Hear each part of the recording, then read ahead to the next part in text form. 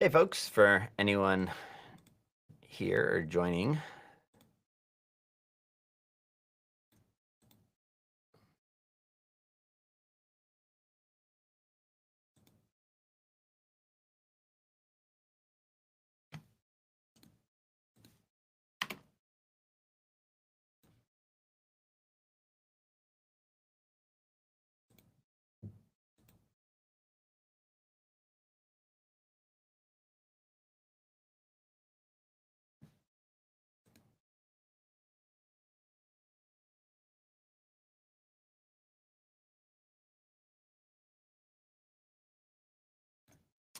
All right, I think we got some folks joining.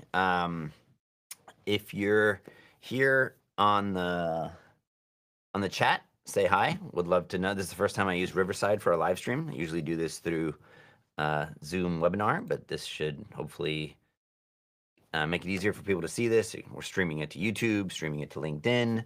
It's also going to be recorded. It's live on Riverside. So should make it real easy for folks to join. Let me look at the chat. Hey, great. Hey, Ken. Thanks for being here.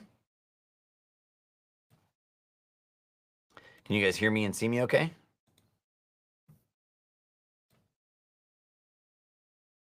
Hello. All right, great.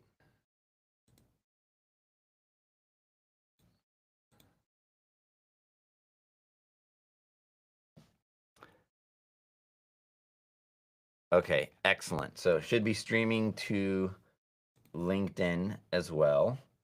If you're watching there, I can't monitor those chats as well because I think it's also streaming to YouTube and those happen all natively. So I will be monitoring the chat here on Riverside.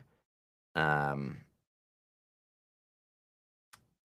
great. Thanks, Bill.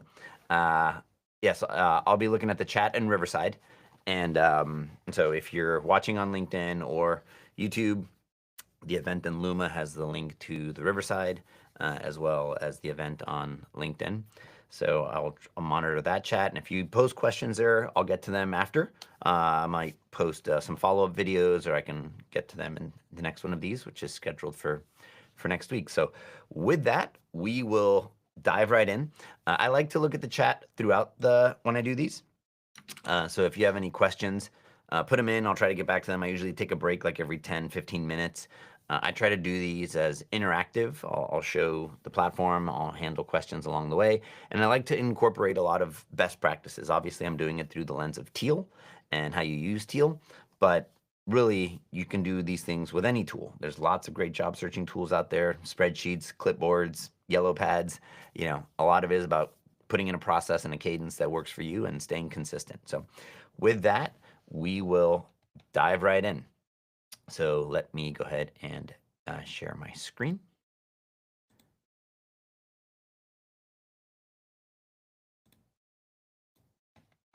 Okay, you guys seeing my screen all right? I love the feedback, especially since I can't see faces. I feel like I'm sort of talking into a black hole here. But so I really appreciate the chat and any kind of feedback throughout the process. That helps me get a better sense of if I'm doing all right. Okay, so it's called Jumpstart Your Job Search. And so I'm going to kind of go through the sequence of a job search. And the way that I think about that is obviously finding the opportunities. I will not talk much about sort of gaining clarity. Now, let's say you're doing a career pivot. I'm just closing off these other tabs here. That's what I'd say is like before finding opportunities is getting clear on what you want to do. That's for another topic or another theme, which I'm not going to get into. So I'm going to assume everyone kind of knows what they're looking for, or at least has honed in on one or two or titles that they're pursuing. And you start to find opportunities, then you start to sort of do the process and prepare to apply for those opportunities, and it's the whole application process, then following up, interviewing, negotiating, and landing that job. So I will talk through kind of that whole process and the way you can use tooling to do that. So with that, let's dive right in. So I'm going to do it with Teal, like I said. So we're going to create a Teal account. Everything I'm going to show you here, we're going to be able to do for free.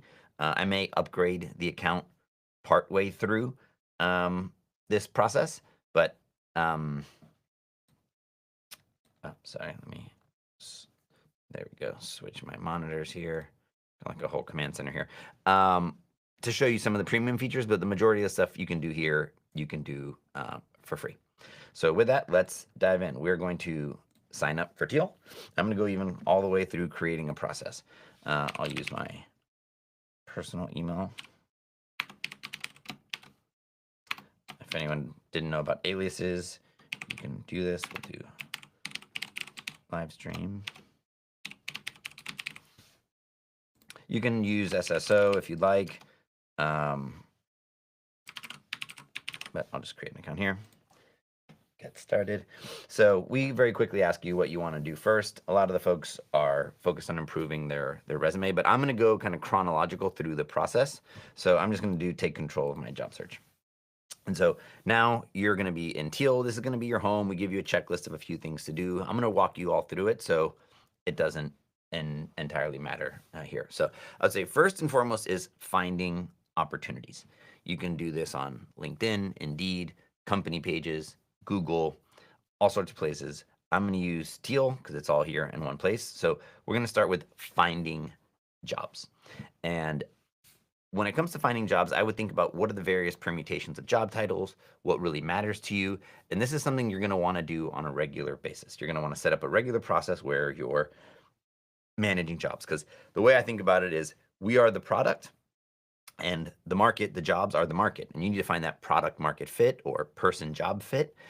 And as much as we want to start by working on our resume and just like getting all the things we can remember, I often tell people to look at jobs first, because jobs are an indicator of what the market's looking for.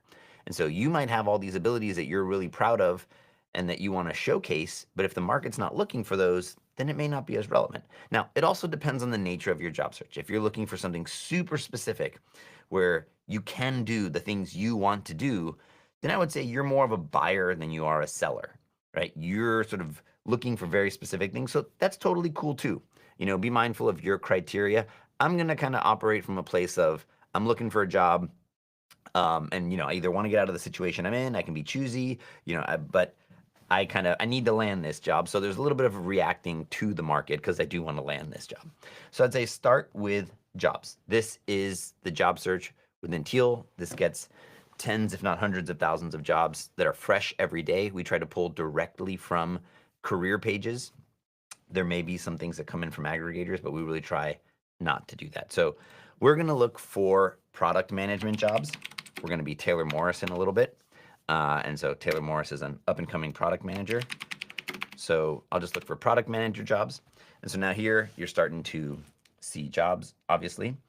And what you want to hone in on is the responsibilities and the requirements. Our job search engine does make all the jobs consistent. We use AI to reshape them and always put them in this structure. If you want to see the original JD, it's here as well. But JDs come in all sorts. JD is job description, come in all sorts of different shapes and sizes, and companies rewrite them, and it's a place where they express their brand, which is great. But as a job seeker, it's a lot of extra cognitive load. So we rewrite them using AI. They might get shifted a little bit, but we always put them into these sections about positions, responsibilities, requirements, and benefits. So that's one benefit to doing it here.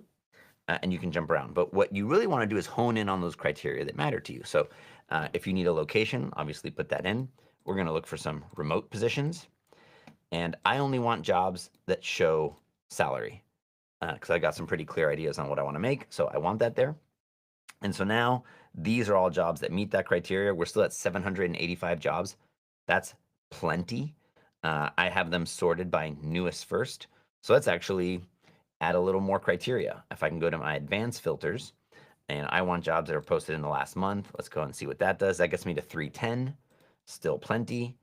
And let's get a little bit more. So we could now say keywords. I want jobs where I get to use agile methodologies. So we'll add that. And so now I'm down to 116. That's plenty to start with.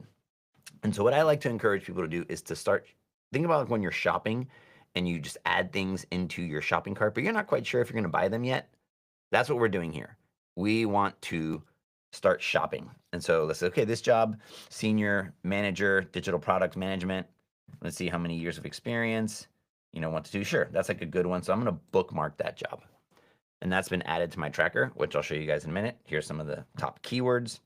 Let's look at some of these other ones. No, I don't want product analytics. Sure, media retail. I'll go ahead and add that, bookmark that.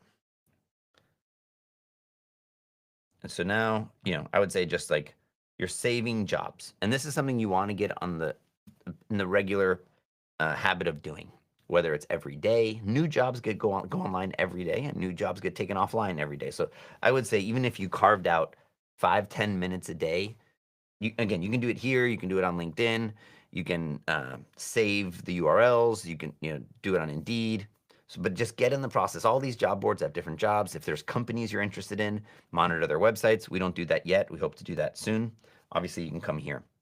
New jobs definitely get loaded in every single day here. The salary data either comes from the job directly or we extract it from the JD if we find it in the JD. So I'll go ahead and add a few more and bookmark. So now those jobs are saved. And I recommend that you save the jobs you're interested in. In a perfect world, you have the JDs as well, because those come offline and you can now start to and have a history of what the market's looking for. I can, review these and I can use this to write my resume, which I will in a little bit. But what we'll do is we'll head over to our tracker. Actually, before we do that, let's go ahead and save this search. So I will save this search and I will call this Agile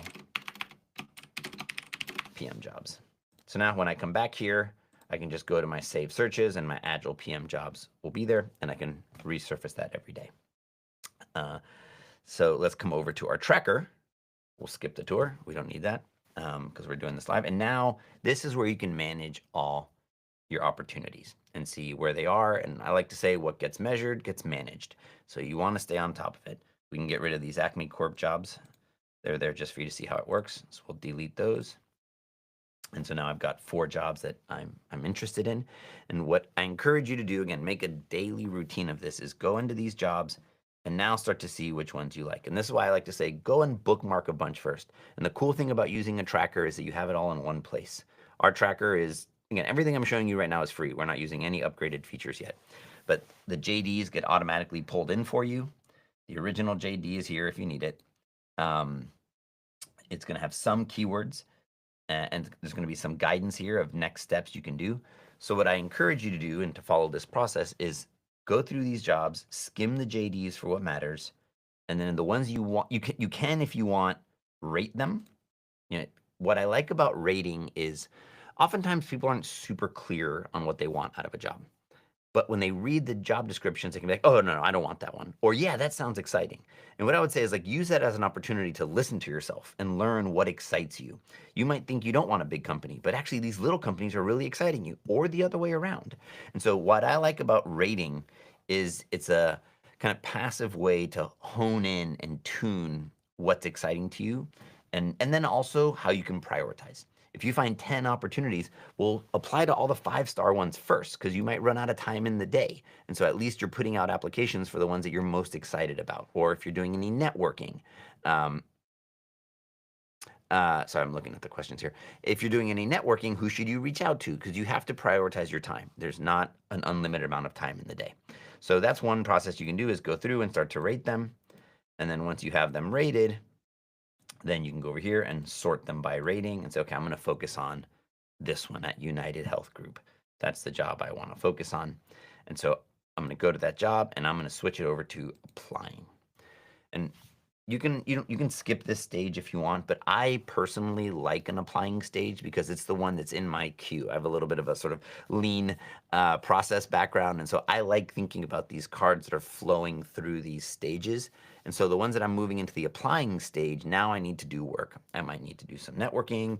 I'm going to start to tailor my resume. I'm going to do a little research on the company. And so I like to put them in that applying stage because now it helps me prioritize what I'm going to work on.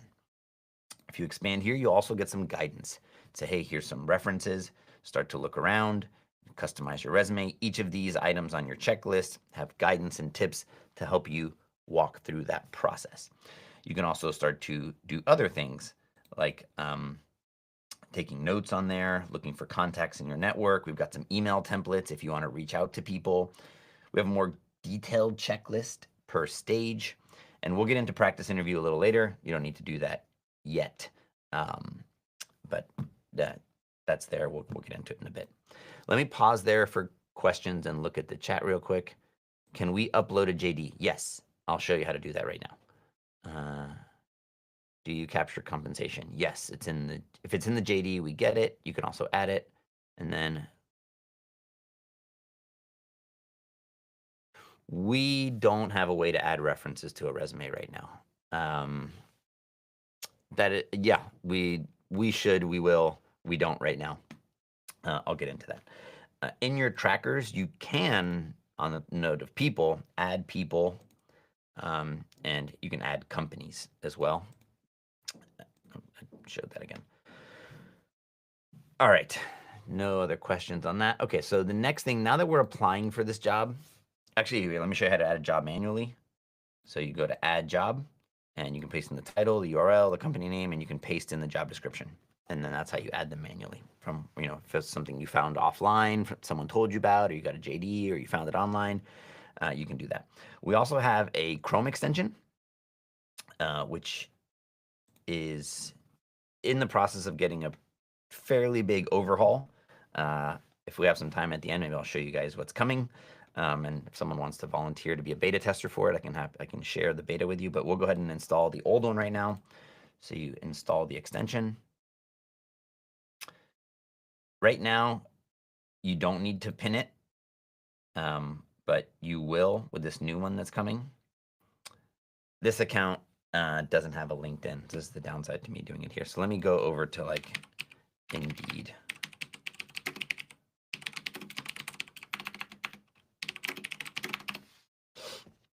So I'm in Miami, so it's defaulted to that. We'll close that.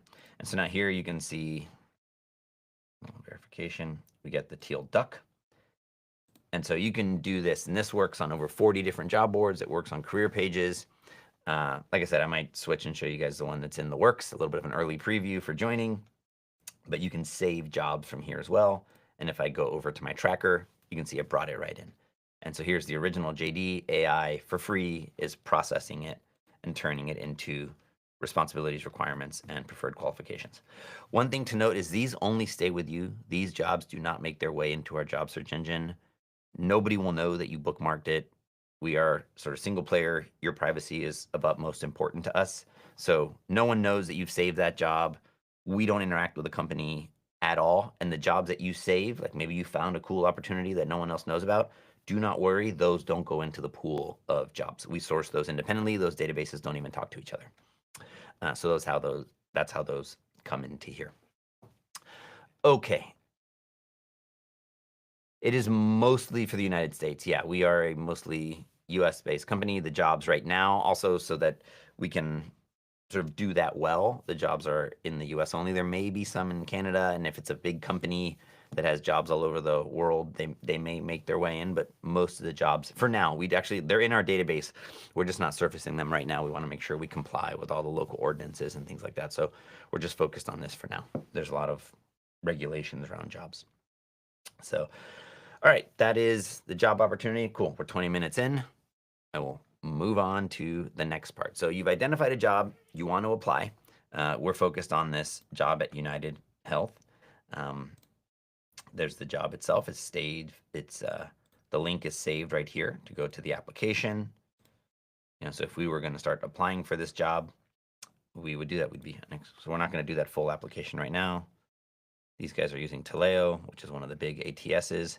We won't go through this whole process, but let's just say we're going to engage in the application now. So what we want to do is we want to make a resume for it. And you can do that right by from here, from the job tracker. You can initiate a resume.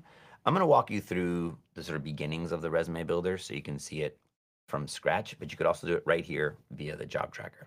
So we're going to head over to the resume builder.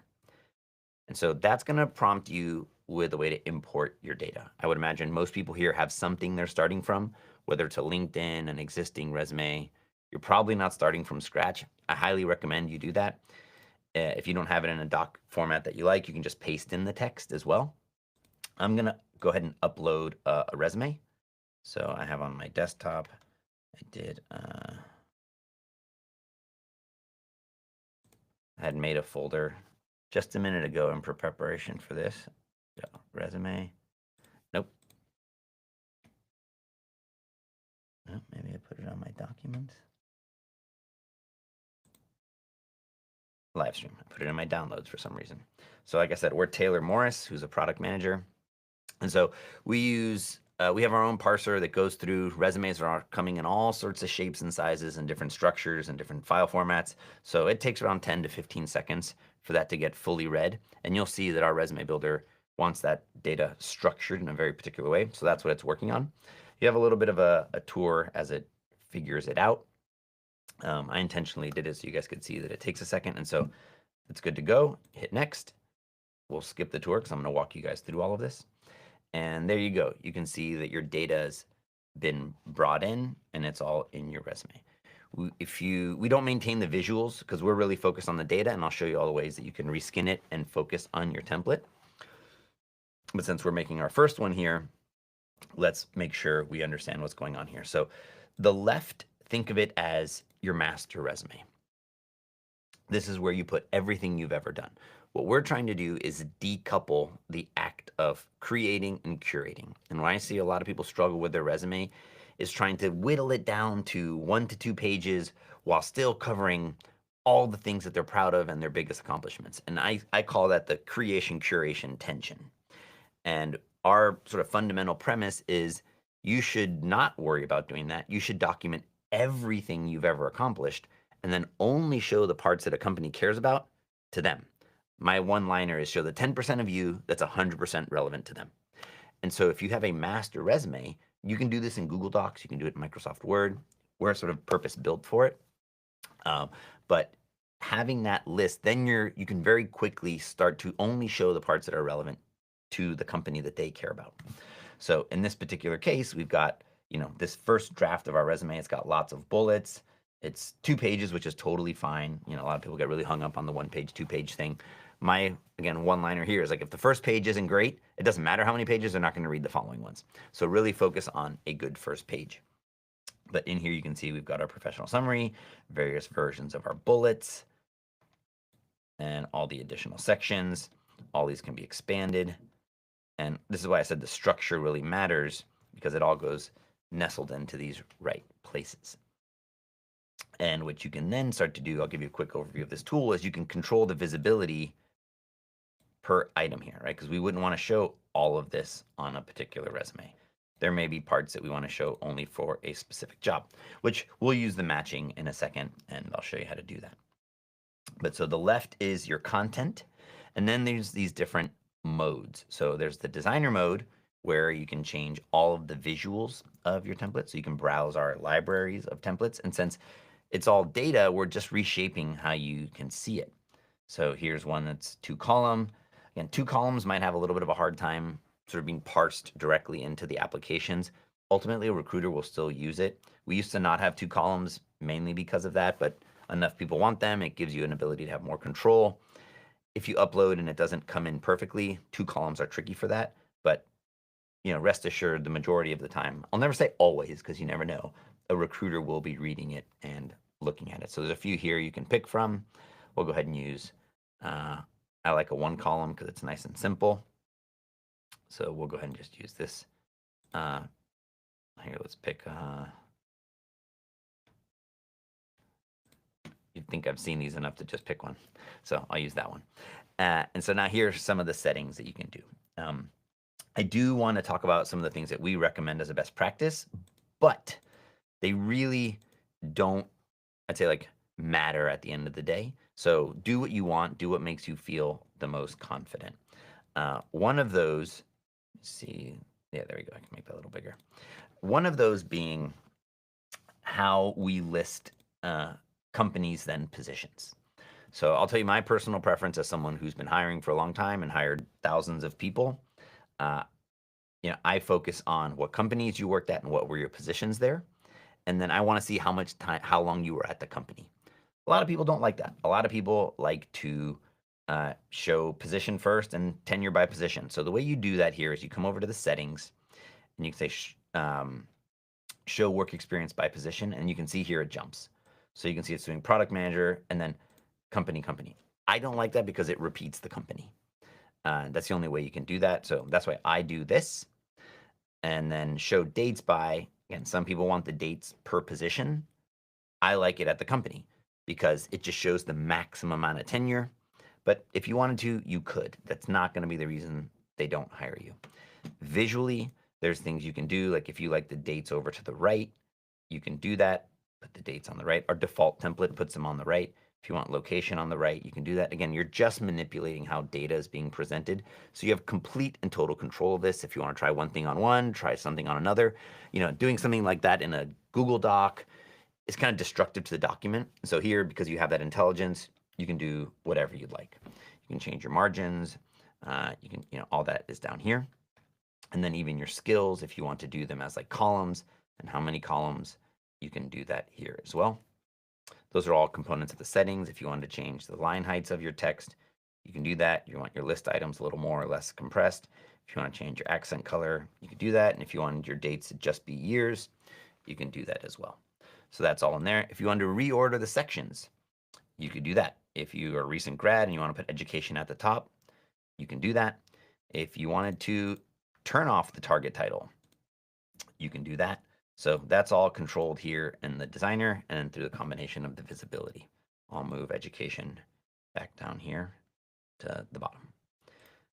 And then these are those settings, those presentation settings I talked about. And then there are some advanced graphic settings. Those are gated behind Teal Plus. I'll upgrade us in a little bit to show them to you. But if you really wanted to control, really start to customize the look and feel of the template, those are behind Teal Plus. All right, let me pause and see if there's any questions here real quick. Can you search for remote roles only? Yes. Let me go ahead and open up a new tab so we don't lose our spot. In the search where it says workplace, just do remote. Looking for feedback on this. Workplace is not the best, but it's not quite the location. We said workplace, not the best language, but yeah, they're right here. And then that's going to filter to only remote jobs. On the master resume, if you have 30 plus years of experience, do you recommend including all of them? So that's why I like a master resume. You can include everything you've ever done, but then only visualize or turn on the things that are relevant. Just because you omit things doesn't mean you're lying. And, what I've noticed is this kind of moral tension with people making resumes, feeling that it needs to be perfectly accurate of your history. And that's not true. By you omitting things, you're not lying. If you've had 30 years of experience and you're applying to a job that requires 5 or 6, ageism is real. There may be some biases they have. Again, I don't think you're doing anything nefarious by leaving off some of the jobs you had 30 years ago and just focusing on your last 3 or 4 jobs. I think that's totally fine. Again, you're not lying. And you might want to leave off the years on your education because then they can kind of fill that gap. I do think once you start to do enough of those things, recruiters pick up on those signals. But I would say focus on what's most relevant. That's if I had to say my one line for job searching is show what's relevant to the company. They've got a problem. That's why they opened a position in the first place. Show how you're the solution to that problem. Anything that distracts them from that doesn't help your case. I like to tell people I went to architecture school. I'm actually a pretty good 3D modeler. I know how to video edit. If I was applying for a chief growth officer job, which is what my last title was at WeWork, I don't think I'd include those things unless I was applying at Adobe to be on the Adobe Premiere team or something. So build the bridges for them, but don't show them stuff that they're going to have to process that are going to be a distraction from the core thing, right? You've only got so many calories of brain cycles the person's willing to spend on evaluating a resume. Don't waste any of them. No wasted calories on stuff that's not going to help build your case. That's my overarching philosophy to how I present information for job searching. All right, let me see. Hopefully that answers that question. Will this be recorded? Yes, this is recorded and I will share it out on YouTube. And that's why I'm using Riverside. Hopefully the quality will be better than it's been with Zoom. Is 10 years still the golden rule? My golden rule is show what's relevant. You know, I also think, look, if you did something more than 10 years ago, especially with the rate of change of technology, it, that feels right. But all of these rules that people have put out, the 1-page rule, 10-year rule, those are proxies for something else. So I like to take it back to intent, show what's relevant. So if you worked at a, let's call it audio music company in some capacity more than 10 years ago, and you're applying for a job at Spotify, and that shows that you've got some kind of domain knowledge, include it because that builds your case. So that's why I don't like some of these like simple rules that are easy to check on and off, because I feel like they miss the intent and they're more focused on the tactic, which is kind of like not seeing the forest through the trees with some of these things. So sure, they're helpful as like quick proxies, but at the end of the day, I'd say from an intent perspective, does the content on the page further the case or make it more compelling for why they should hire you? If the answer is no, don't include it. If the answer is yes, include it. Now, think about the broader narrative. If you left off a whole bunch of jobs to show that one music job from 20 years ago, well, that might be weird, right? So think through those things and think about how you can sort of alter the content to make the narrative work well together. Okay. For the older experiences, can we have a other section? Again, only if it's relevant. I wouldn't do it. What I've seen people do with their resumes, like, well, I'm so proud of it. I want people to know. That's not about them. That's about you. So if it's relevant, sure, do a project section, do other way, you can put it in your professional summary, which I'll talk about here in a second. But only if it's relevant. Don't just put it for posterity, and then kind of completeness, because I don't think it matters at the end of the day. Sure, there's a random chance that you were in a chess club and the person reading your resume happens to love chess, but I just don't like those games of chance. I'd rather just focus what's on the JD, what information do I know, and what information should I present. Okay, back to the resume. I think I got, should we have for reference resume? Oh, this is okay, I missed this question. Should we have 4 reference resumes to reduce the time? Sure, you could have kind of template resumes, which I'll show how you could do that, that have like sort of pre-configured settings. You could definitely do that and that speeds you up. Sort of profile resumes, people call those sometimes. So, all right. So how are we doing? We're at 3:30. Okay, so we are on, we've got our resume tuned. And so now what we want to start to do is tailor it to this particular job. You can work on the contents of this particular resume. We have some tooling in here, and just say, hey, I just want to make some of my bullets better, independent of a JD. So you can edit your bullet. You have a score on the bullets, and the bulk of the content of your resume is the bullets. That's where I think you should focus your time and energy. And, get the titles right, tweak those if you need to. I can talk about that in a little bit, but the bullets are the majority of the content, and that's where everyone goes. So I'd say that's where you focus your time and energy. You can start to clean these up and look at some things on their own. We do have some guidance and suggestions. We have this little sort of Mad Libs thing. We have some examples, or you can just use AI to rewrite it for you. And there's a couple different neat functionalities here. Automatic is just going to propose things using the job title, and it's going to propose some rewrites. Keywords are going to use keywords that are relative to this job title. Once we match a job, it'll pull keywords from the job. I love this feature. It's kind of buried in here, is Coach Me. A lot of times folks don't entirely know what they did. They don't kind of remember how to articulate it. So this uses a kind of flow to ask you, given the job title, some of the things you might have done. Now here it's going to kind of essentially rewrite this bullet. So maybe improve with Coach Me isn't the best. Or you can do your own custom prompts. Please add in some metrics. And so it'll rewrite it with the custom prompt you gave it, and then you can just hit use bullet. And obviously you would need to override these. I'm just making up some numbers here. And you can rerun the analysis to check. This should be a pretty good bullet now. got a grammar. Oh, it's this grammar checker we have is sort of hit or miss. So we'll go ahead and save that. So those are some of the tools you can do with the bullets. Same with the professional summary. Now we'll save the professional summary for once we match it to a job. So we have this analyzer. It's fully gated. So I'm not going to get into that until we upgrade. It's got general best practices. The difference between analysis and job matching is analysis is independent of a job. It's just best practices for a resume, length, bullet length, what content you should have on there. Think of it as like a checklist for all the things that a good resume makes.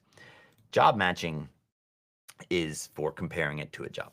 So here you can either search for jobs from our job search engine right here, or you can do your jobs. And so I wanted to do that particular job at United Health. So let's go ahead and pick that. And it's going to now look at keywords in that job. And so we've got a 19% match score. It's a strategic product manager remote. Taylor Morris is a product manager. And so we can see some of those keywords are in there right now. Don't know why it's blurring out this one. That feels like a bug. We'll dive into that. And so quickly what we do is we show you keywords that you have on your resume that aren't on. So like this one right here, I already have it. I just happen to have that bullet turned off. So that saves you a bunch of time. That bullet happened to cover a few things. And so that upped my score. And all these others are gated. So I'll upgrade us here in a minute. But I'll show you a quick little hack where you can even take advantage of some of that without upgrading.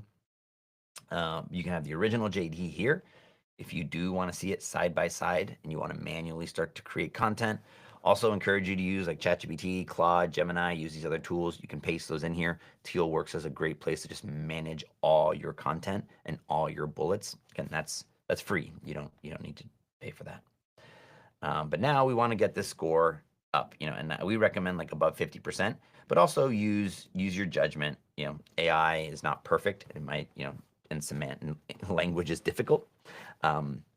So you can sort of use your judgment, and I'll upgrade us here and you can see how you can start to ignore things. But say I did want to add a bullet to this one. I'm a little light on bullets. I'll go ahead and add a bullet. We'll write with AI and we'll go to keywords, and it is going to pull keywords from the job description, even though they're kind of blurred. So that's a little hack for you guys. Let's get change management. Let's do optimizing. We'll do continue. And so that's going to write bullets now that take into account those keywords. And so we'll go ahead and use bullet and save it, and our score went up.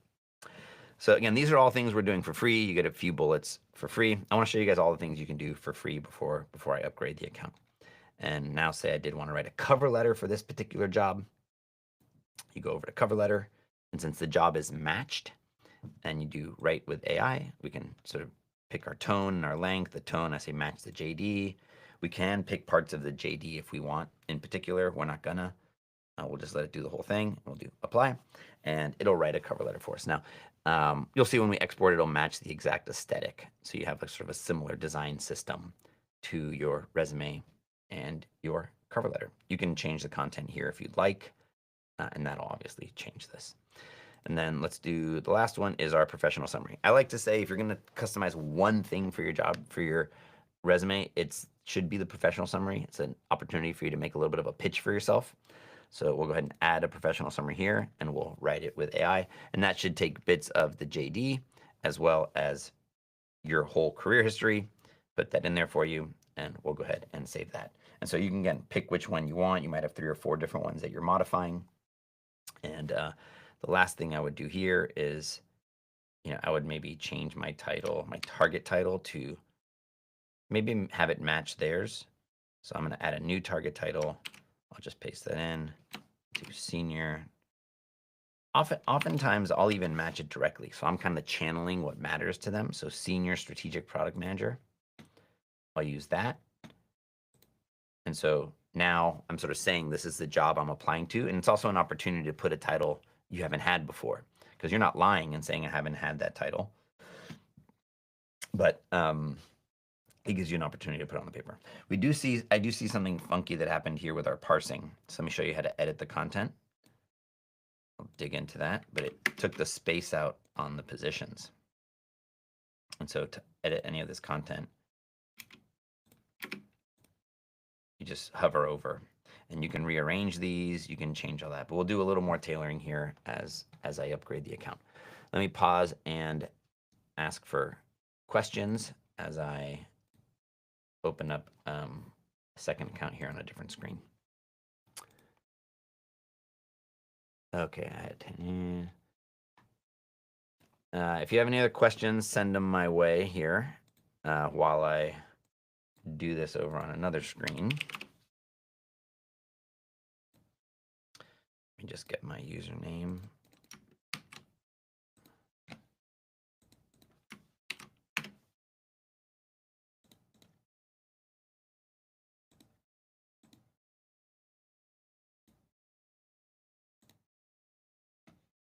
Okay, so this account should be upgraded now, and it is. Okay, so all the things I had shown up until now you could do for free. There's still plenty you can do for free, but I'll call it out so I could show some of this other functionality. Let me see. Okay, I had 10 years of experience, and now that I went back to school for a new job venture, should I focus on involvement in internship school? Again, I would focus on what's relevant. Sorry to sound like a broken record, but I think a lot of times folks want very prescriptive advice, which I'm looking to give, but I like to give the intent. So you must be career pivoting, right? If you went back to school, and so if there aren't aspects of what you were doing previously in your career that are relevant for what you're going to be doing in the jobs you're pursuing, then it's probably not as relevant. So yes, right, I would focus on internships, projects, anything that you can do to prove credibility. So it's going to depend on the positions you're applying to. If you're applying to very junior positions, then it may not matter. If you're applying to some positions that have a little more experience, then you're going to need to show that you've been working for a bit. And so what can you translate from that? What language can you pull from things you did before? If it's a management position, that you did management, even though the domain or the specific occupation are different. So leverage your experiences to make the case for why they should hire you, but don't put anything extra just to show you have experience. I hope that helps.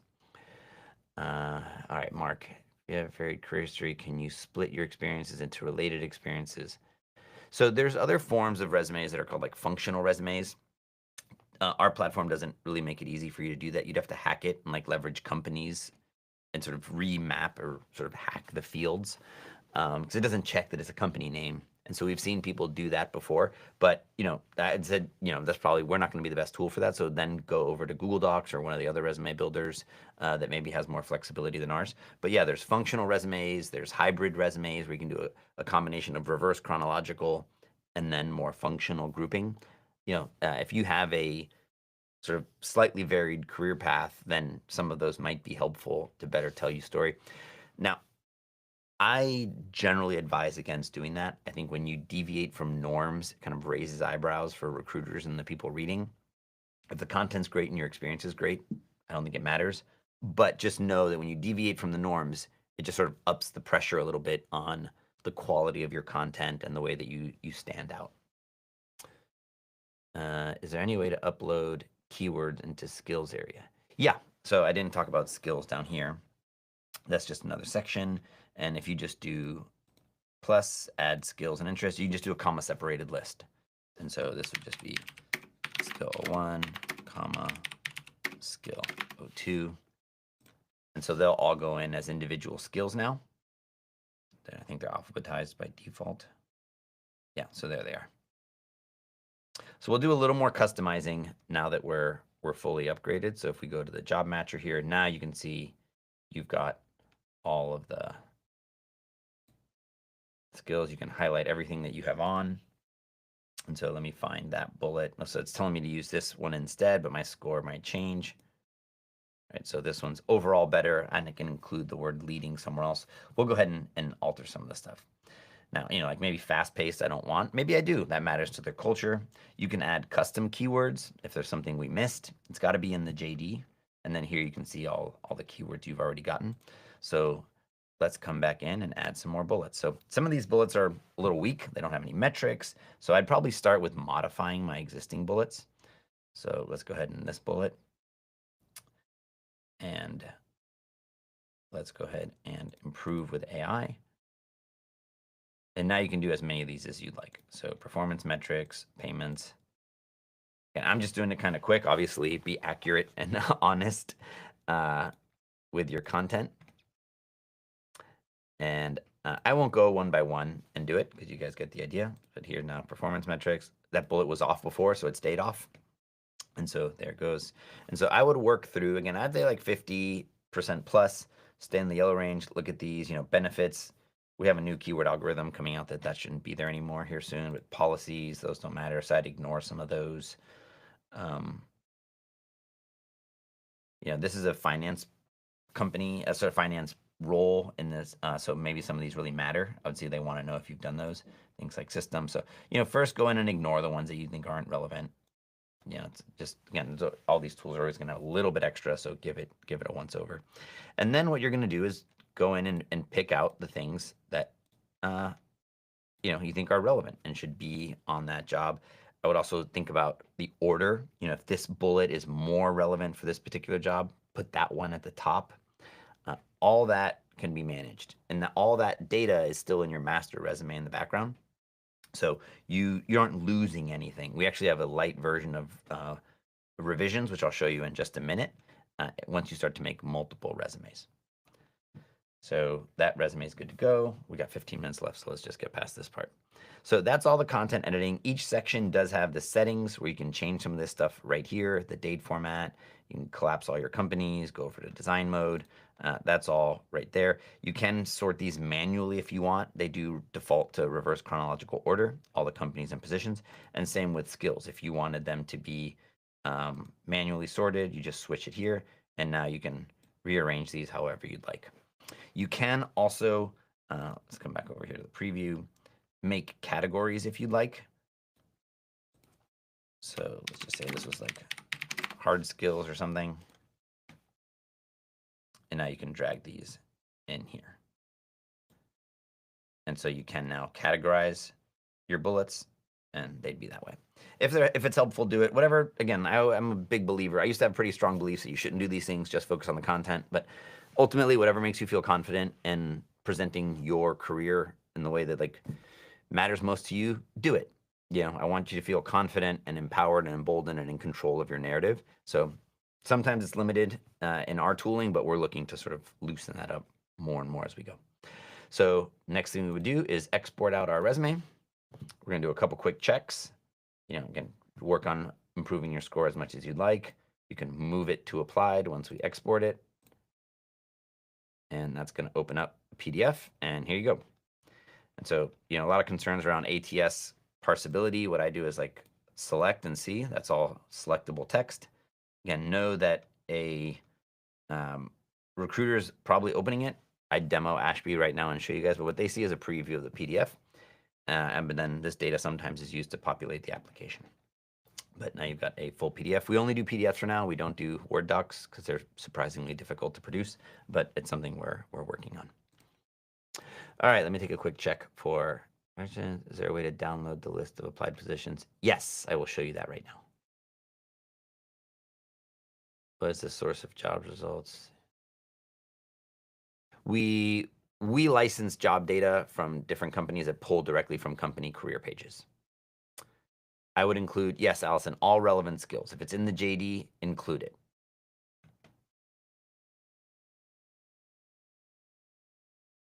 Again, ATSs don't generally AI pick. It's going to depend maybe sometimes for high volume positions, but really it's like a human skimming is my general recommendation and advice. Okay, so now heading back over to our tracker. Let's say we went and filled out the application for that job online. Not going to make everyone sort of suffer through me doing that. And then I would move my job over to applied, which it did it for me automatically as soon as I exported it. So there's going to be some tips here, like follow-up templates. If you want to try to find the recruiter on LinkedIn, there's different messages we have for you that you can just pull from. Now you can start to track your dates and manage all of that. If we go over to notes, this usually collapses, but anyway, I guess we have enough screen space for it. And so here's the JD. You can track it, monitor it, and work your way through it. The resume it's attached to is here. You can go to it. If you want to add contacts, you can. Again, those email templates are here. But let's say now you get the email back and you've been called in for an interview. So we move it over to interviewing. And now you're going to be able to start to track your interviews. Let's go ahead and close that. And so your first interview, put in your interview date, let's say it's for this Wednesday at 9:30 a.m. So track all that. It's a Zoom interview or initial screen. It's going to be video. And so you want to start to track that. And as you have more interviews, you can continue to add them. But one of the cool things you can do here is practice for that interview. So we'll do new practice session. It's using a different camera on one of my monitors, so you get two sides of me. And I'll show you guys a quick little demo of how that works. So we will start the practice interview. That's this screen. I'm good. How are you?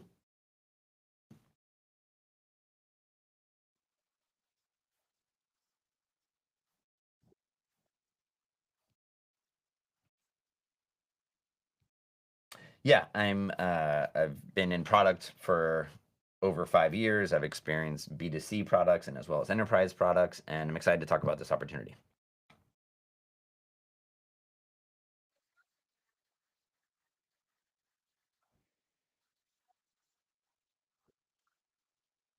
So I'll end that. You guys don't need to see me practice an interview. I can do a separate session on that if you guys are curious. But it will give you some feedback on duration of length, how long you talked. I'm gonna go ahead and refresh my score. Sometimes it takes a second because it has to send it to the full AI, but you get a transcript. You can watch back your recording. And I really recommend that you practice. And honestly, this can be an exercise you can use or a feature you can use as well, just in writing your resumes, because the questions that they'll ask you from the job description will prompt you to think about things that maybe you hadn't done before or weren't on your resume. So I recommend you give that a shot. You can also more sort of generically practice with what we have, what we call scenarios. So if you wanted to just practice, tell me about yourself, or why do you want to work here? We have 8 specific questions that you can practice, and you can just do those over and over again. Or you can do it relative to a job where it uses the JD to come up with questions that you might get asked for that particular job. So that's how you would continue to practice that. Again, I even think you should do this before. I know sometimes job seekers can be a little superstitious, and you may not want to do it in advance, but I highly recommend you do this. It helps you articulate your successes. It might even ask you things that you didn't think to include in your resume. So I think it's something you should start doing early in your process and start to build that muscle. So coming back over to our job tracker, here it is. And it helps. Let me take a quick beat for questions. Oh, good to know. Thanks, Alex. Now I know to change that setting. Zoom usually does it. It was just asking me to tell me about myself and tell me about my projects. Um, all right. So what I would do then is continue to track this, add your interviews. Again, what gets measured gets managed. Big fan of tracking everything. And then you have your reminders to follow up and what you need to focus on. If you have like a follow up for tomorrow, you set that and continue to track that. And then on your Teal home, now that you've done all the things, that gets unlocks here. So you can set a goal of how many applications you want a week, which it'll track. It'll give you a sense of your pipeline, the efficacy. Any jobs that you have in the applying phase will show up here. Your follow-ups that you have, if you use that field, will show up here. And this is just a quick way to sort of check back on your progress and your weekly tracking. And so I recommend you do that. But then going back to our tracker, you're going to work your way through. You're going to get an offer. So you're going to start negotiating. And what you can do there is you can actually use our offer analysis tool. If you upload your offer, I don't have one right now to upload, but then you can chat with it. This feature is free, actually. It's still in testing, but you can then chat with the whole offer letter. You can talk to it. Another cool tool we have here is this compensation. It'll look at all the jobs. Right now, this is the first time it's running, so it's indexing all the jobs in my tracker. Let's see how long it takes. And then it'll give you kind of like a heat map of the comp of all the jobs that are in your tracker. So it's a very like localized market to you, which is pretty neat. Okay. Let me see. It's running. I might have to do a follow-up on this. We did have some stuff happen this week and it may have broken some of these. It's for a technical deep dive if someone wants that. But then coming back over to our tracker, like I said, you can track people, companies, and manage it all. But then you're going to move that job over to accepted. You're going to land that job. And then you'll start to prep to get it going. But that covers sort of high level, the steps and process. And you basically want to wash, rinse, repeat, wash, rinse, repeat.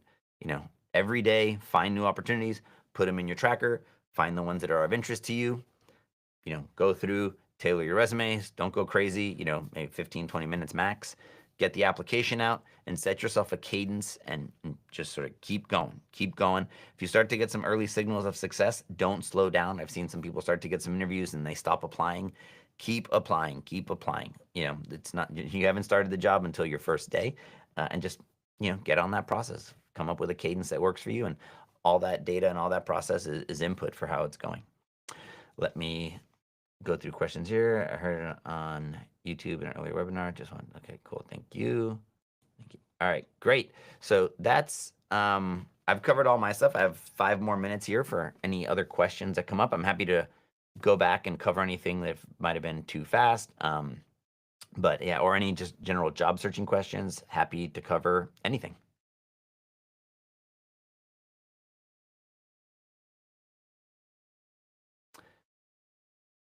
If there are interviews, so no, it's on the homepage. What you'll see is jobs that are in the applying stage. So here, anything that's in the applying stage. Now, if you do go to interview practice, it will show you jobs that are in the interview stage here. So let me go over to my tracker, and I'll say I'll move this one to interviewing and this one to interviewing. Now, when I come over to interview practice, there they are. And you can practice for those. And so that'll take you right over to that. I wonder if I can change my settings. I'll do it. I'll test it when I'm not live, so I don't automatically close this to stream my system audio. But yeah, then that's using the job description, and that's going to ask you questions, relative to this job, and the AI is going to formulate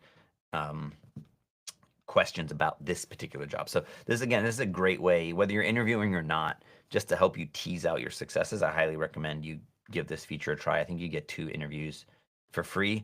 I'd love to give more, but it's actually a fairly expensive feature to run, to pay all the audio providers and things like that run that feature set.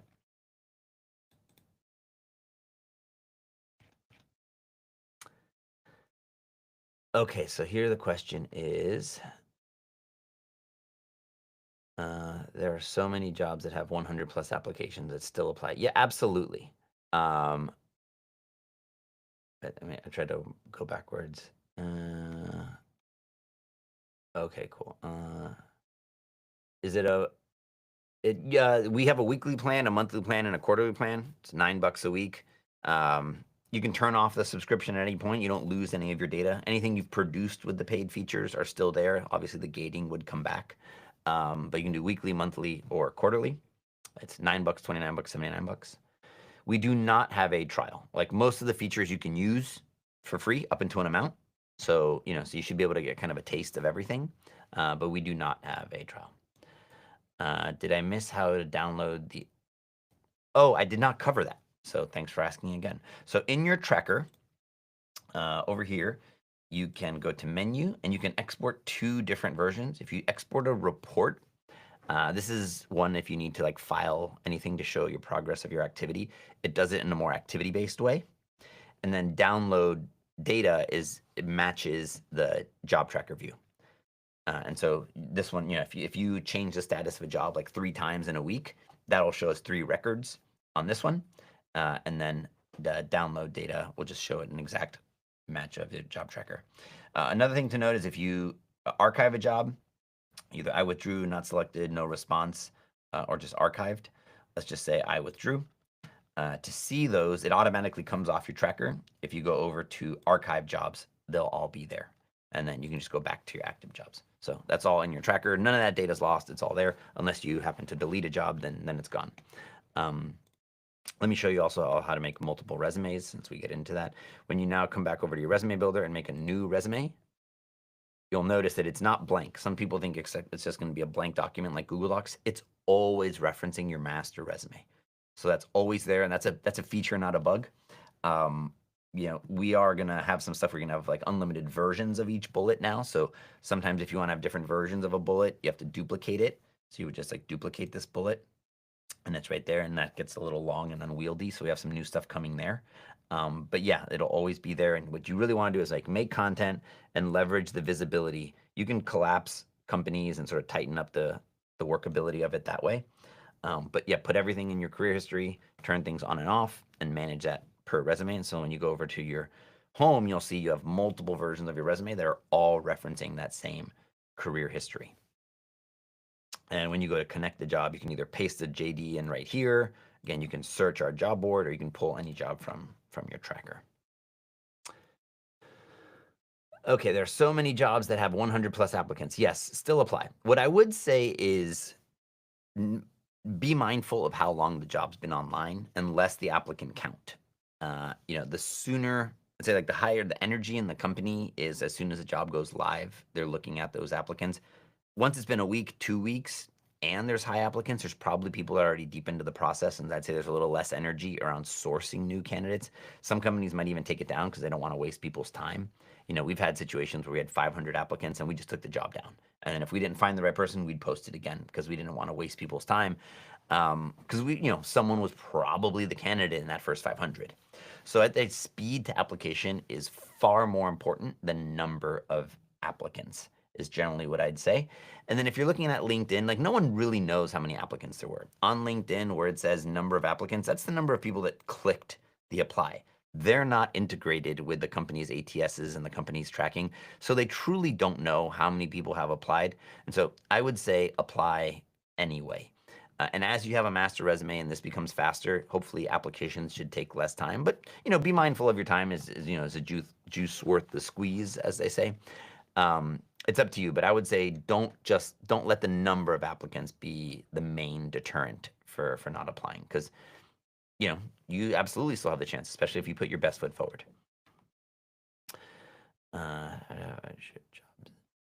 Show job years and not months. The main thing I initially encountered was it was hard for me to find how to. Oh, so sure. Yeah, you can control that here under. So you can either do it right from the settings. And so you could say date format, just years, or months and years. Again, we want data accuracy on your career history, but how you present it, you can do that here. And again, like I said earlier, if you did want to show it by position, you can do group by position, and so it puts the position first, and obviously you're gonna have to have dates for each one. So that's how you do that. But the data's all there. You can reshape however you'd like. If I am applying to a PMO role that was demonstrated manufacturing experience. Okay, wait. I understand we should limit bullets. However, if I am applying to a PMO role that wants demonstrated manufacturing experience, what would you advise? My approach has been additional bullets. Yeah, but just take off the ones that aren't relevant.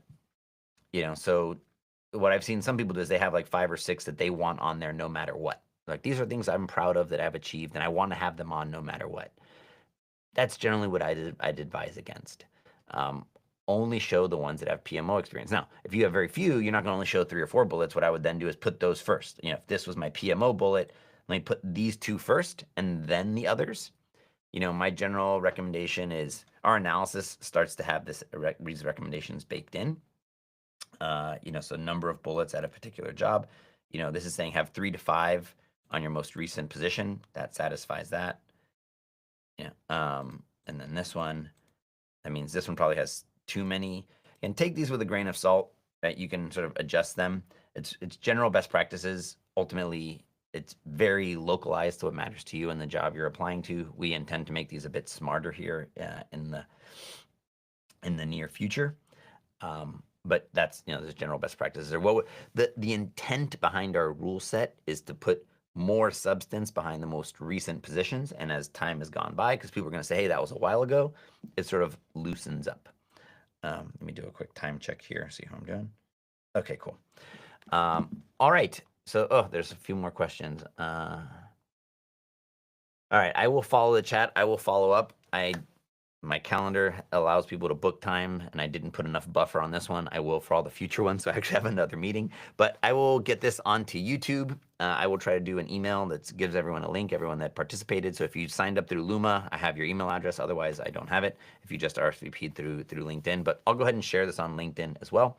DM me on LinkedIn, post and engage with my comment on LinkedIn. It is me. I like to hear from everyone. I want to help as much as I can. If there's particular challenges with the platform or your job search or things you want solved, please let me know. I'm here to help, and us at the team at Teal are here to help you. Thank you for joining. I'm gonna try to do at least one of these a week. I'm gonna vary the time because different people have different times. So I'll do some in the evening, some in the middle of the day. If anyone's interested, I may even do one on a weekend. If that's helpful for people, let me know. Again, I really thrive on feedback. That's the only way I can know how to adjust and make sure we're adapting to what you all need. So thank you so much for joining, and I hope to see you at the next one or through email or through some sort of engagement online. All right. Best of luck with all your job searches. Thank you so much.